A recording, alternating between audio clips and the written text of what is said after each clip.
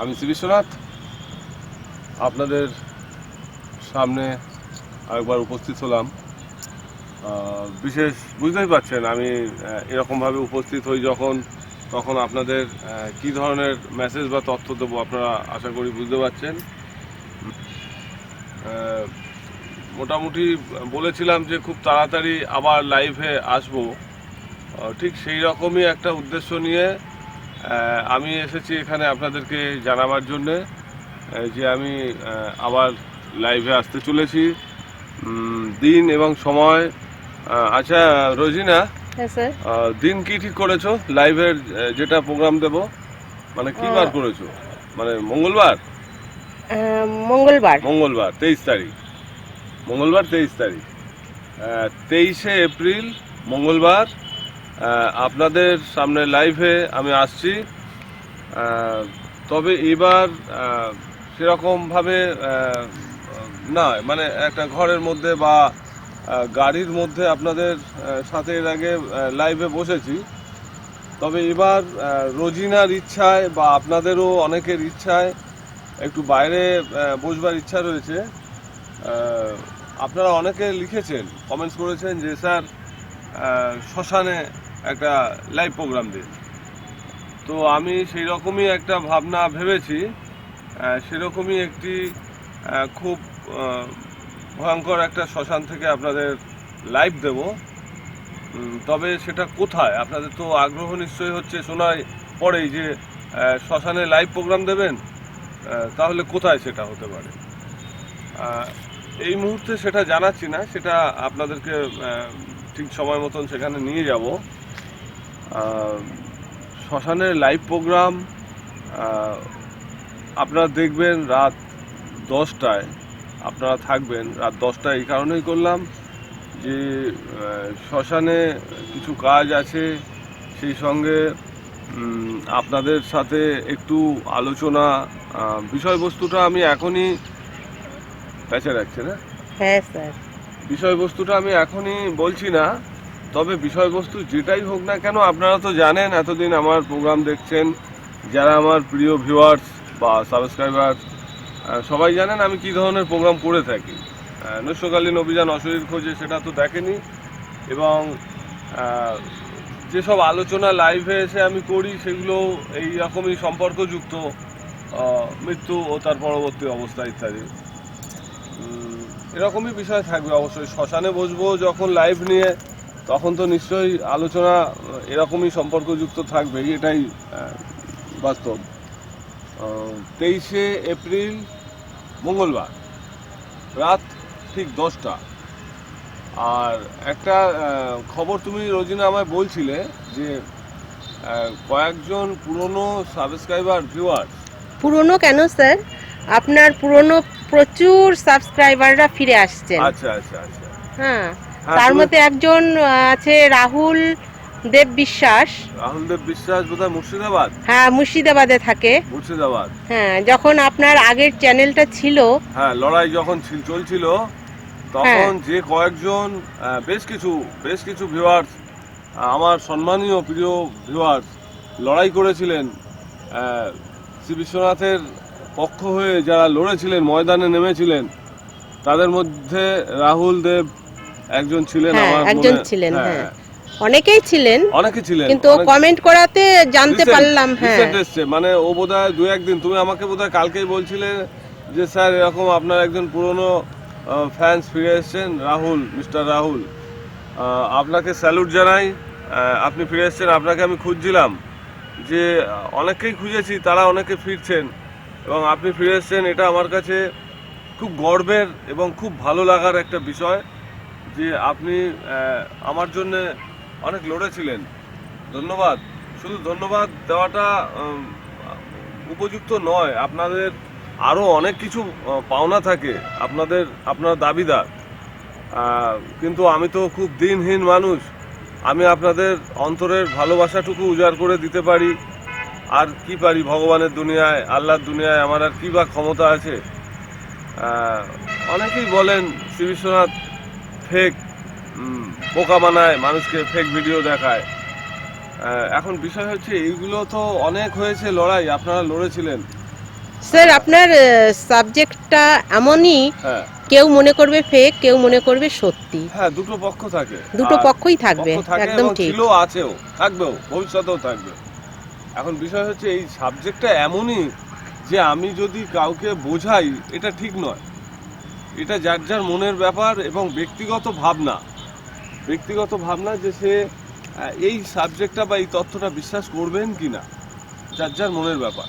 এটা জোর করে চাপানোর বিষয় নয়। যার কারণে আপনারা হয়তো দেখছেন যারা আমাকে নিয়ে কিছু চ্যানেল, ছোট ছোট চ্যানেল কিছু প্রোগ্রাম করেছিল আমার ভিডিওকে ক্লিপিং করে, কাটিং করে, কিন্তু আমার খারাপ লাগে যে ওই ভিডিওগুলো এমনভাবে ক্লিপিং করে মানুষের কাছে প্রেজেন্ট করতে চান। সবটাই উদ্দেশ্য এই যে মিস্টার রাহুল, মিস্টার রাহুলও লিখেছেন যে স্যার আপনার ভিডিও ক্লিপ কাটিং করে শুধুমাত্র ভিউয়ার্স টানার জন্য এবং সাবস্ক্রাইবার টানার জন্য এরা এই ধরনের ঘিন্ন খেলা ঠিকই বলেছেন, উনি লিখেছেন, খুব বুদ্ধিমান উনি, বুঝেছেন বিষয়টা। আর বোকা বানানো, আপনার কি বোকা নাকি?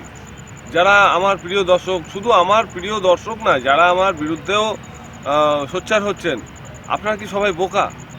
একটা দুটো কি 10টা চ্যানেল ফেক বললো বা বলছে আপনাদের বোকা বানাচ্ছে সি বিশ্বনাথ, বা আরও যারা এই হান্টেড প্রোগ্রাম করে থাকেন যারা, তারা সবাইকে বোকা বানাচ্ছেন, এটা কি সর্বৈব সত্য? আবারও জোর দিয়ে বলছি, কেন কি আমার ইচ্ছাই নেই আপনাদের বোকা বানাবার। আমার ইচ্ছা নেই। আমার যদি ইচ্ছা থাকতো যে হ্যাঁ সি বিশ্বনাথের ইচ্ছা মনের মধ্যে ঘোরে, হ্যাঁ একটা ইচ্ছা আছে, আমি মিথ্যা বলি না, বলবার চেষ্টাও করব না। একটা ইচ্ছা আমার ভীষণ সঙ্গোপনে বলুন বা একদম প্রচার হয়ে বলুন, যেটা আমি আমার দর্শকদের আনন্দ দিতে চাই। একদম স্যার, নির্মল খাঁটি আনন্দ, যে আনন্দটা দিয়ে অন্তত মানুষদের কিছুক্ষণের জন্যে মনটা ভালো রাখতে চাই। এটা আমার কিন্তু একটা উদ্দেশ্য বলতে পারেন। সেটা কি বোকা বানানো বলবেন? জানি না, বিচার আপনাদের হাতে সবটাই। বিচার আপনারা করবেন যে সি বিশ্বনাথ, অনেকে লেখেন যে you are a good comedian, আবার কেউ কেউ লেখে আপনি একজন খুব বড় অ্যাক্টর।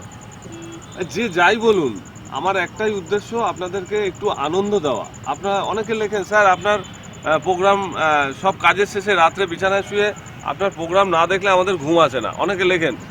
তাদেরকে আমার জোর হাতে প্রণাম যে আপনাদের এত মনে এতটা আমি জায়গা করতে পেরেছি। তাদের কাছে আমি কৃতজ্ঞ যে আপনারা আমায় নিয়েছেন। আমার ক্ষমতা নেই আপনাদের মধ্যে ঢোকার বা আপনাদের মনে জায়গা করার, যদি না আপনারা দয়াপূর্বক আমাকে মনে গ্রহণ করেন। এটা সত্য কথা। কিন্তু আমি চেষ্টা করি আপনাদের আনন্দ দেওয়ার, নির্ভেজাল আনন্দ। সেই জন্য হয়তো অনেক সময় কারো মনে হয় যে সি বিশ্বনাথ বোকা বানাচ্ছে, সি বিশ্বনাথ ফেক ভিডিও করছে। এইগুলো যার যার মনের বিচার। তবে আপনারা সর্বৈবভাবে যদি সবাই আনন্দ পান, ওটাই আমি সার্থক।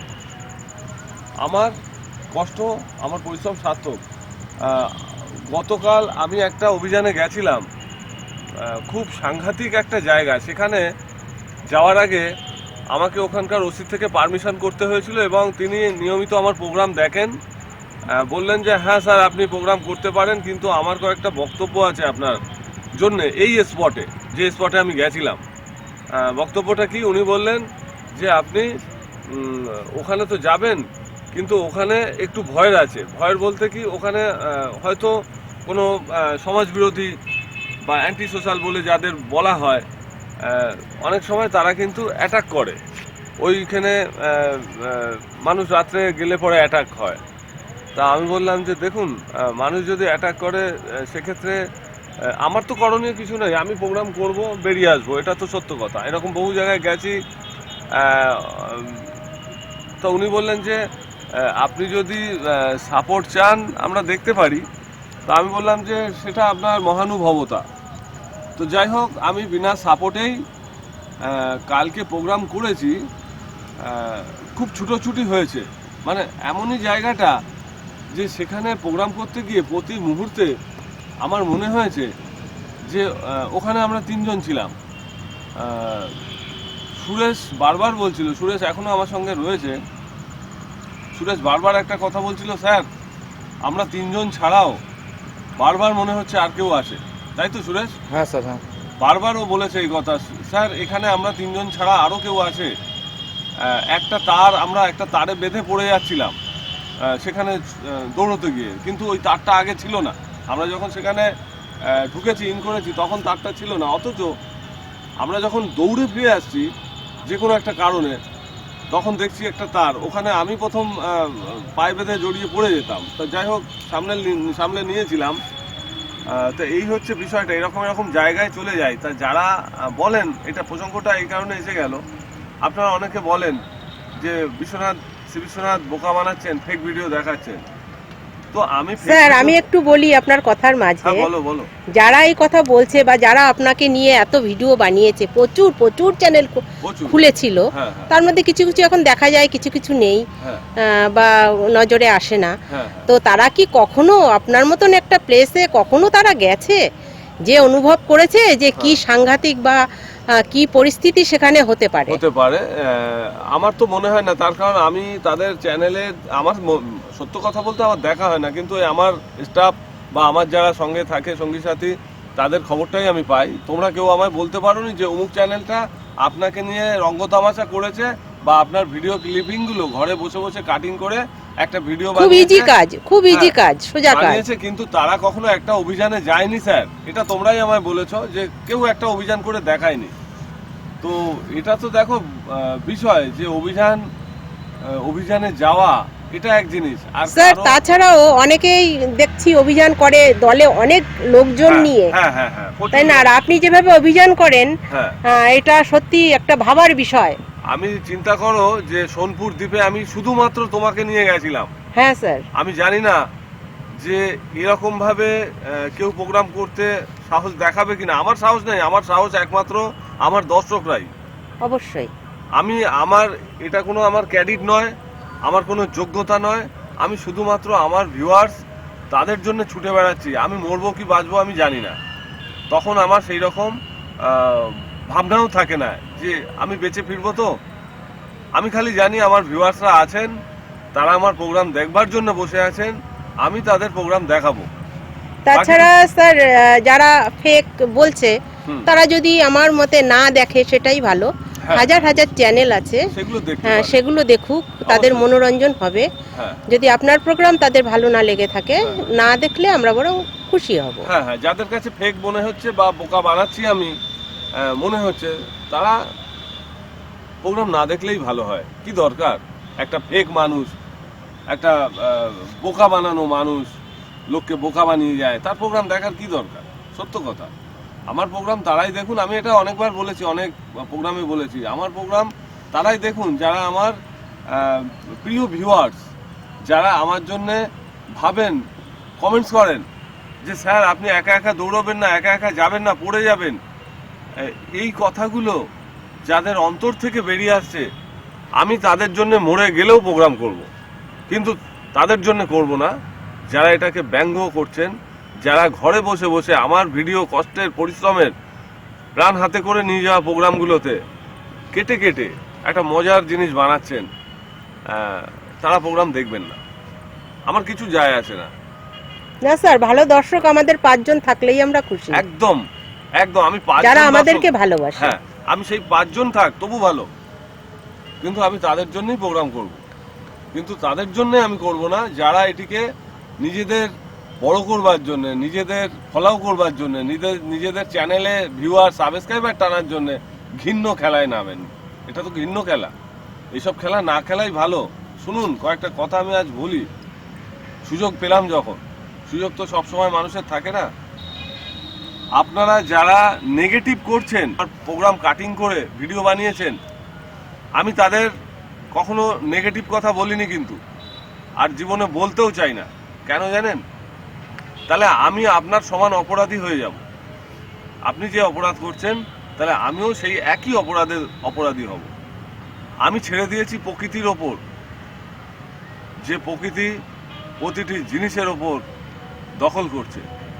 আজকে আপনি ধরুন আমাকে নিয়ে ব্যঙ্গ করছেন, তো কালকে আপনি তার চতুর্গুণ শিকার হবেন, হতেই হবে। লিখে রাখুন, এটাই হচ্ছে ন্যাচারাল পাওয়ার বা গড পাওয়ার বা পজিটিভ পাওয়ার। যাই হোক, ব্যাপার হচ্ছে আমি কাউকে জ্ঞান দিতে চাই না, আমার সেই জ্ঞান নেই। তবে একটা জিনিস শিখেছি আমি, যে যে সয় সেই রয়, আর যে 100% নাশ হয় সে নাশ হয়। তো আমি সেই নীতি বা সেই বিজ্ঞান বা সেই ধর্ম নিয়েই চলছি। আপনারা আমার প্রোগ্রাম দেখলে নিশ্চয়ই সেটা বুঝতে পারেন। আমি কারোর ওপর হিংসা দেখাই না, কাউকে আঘাত করি না। কেন কি ওইটি প্রত্যাঘাত হবে। আমি যদি আজকে আপনাকে কষ্ট দিই মনে, আপনাকে যদি আঘাত করি, ওটি আমার ফিরে আসবেই আসবে। যাই হোক, অনেক বড় কথা বলে ফেললাম। কারুর মনে যদি আঘাত লাগে আমার কথা শুনে মার্জনা করবেন। আমি কাউকে আঘাত দিতে চাই না, আর যতদিন বেঁচে থাকবো দেবার চেষ্টাও করব না। যে যেখানে আছেন ভালো থাকুন, সুখে থাকুন, শান্তিতে থাকুন। আগামী 23 তারিখ 23শে এপ্রিল মঙ্গলবার রাত 10টায় আপনাদের সাথে লাইভে আসছি। আপনারা নিশ্চয়ই থাকবেন, কমেন্টস করবেন।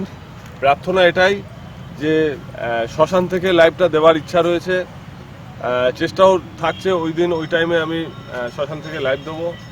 তো যারা থাকবেন প্রোগ্রামে, আমি চাই সবাই, আমার যত সাবস্ক্রাইবার, ভিউয়ার্স, ফ্যান্স সবাই থাকবেন।